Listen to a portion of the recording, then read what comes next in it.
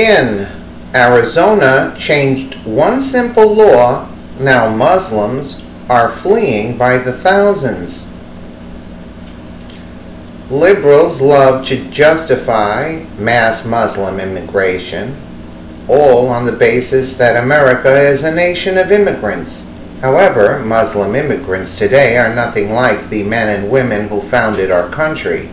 The state of Arizona revealed that so-called Muslim refugees are only seeking welfare and not refuge.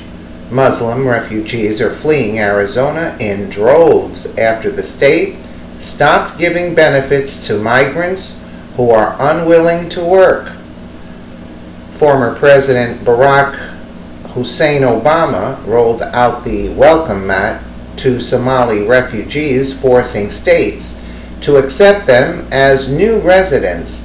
Each refugee migrating to America received $925 of taxpayer money. However, after those federal funds ran out, Arizona refused to cover the tab. Only immigrants who were attempting to learn English and find employment could receive support. Instead of learning the national language and attempting to find work, more than half of the refugees who originally resettled in Arizona have left for a far more generous state. The entire purpose of a refugee program is to offer temporary shelter to the victims of prolonged war or tragedy. However, recently, refugee status has morphed into an accelerated immigration process. If we're accepting permanent refugees, the least we can do is assimilate them into our culture and economy. These refugees are fleeing war and should be otherwise healthy and ready to contribute.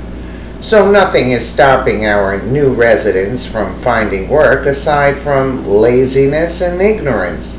Learning the official language is the least you can do for the country paying your bills. It's true that America is a nation of immigrants, but immigration has changed considerably since the days of our founding fathers, crossing the Atlantic 200 years ago with an arduous, often deadly task that only the bravest could commit to.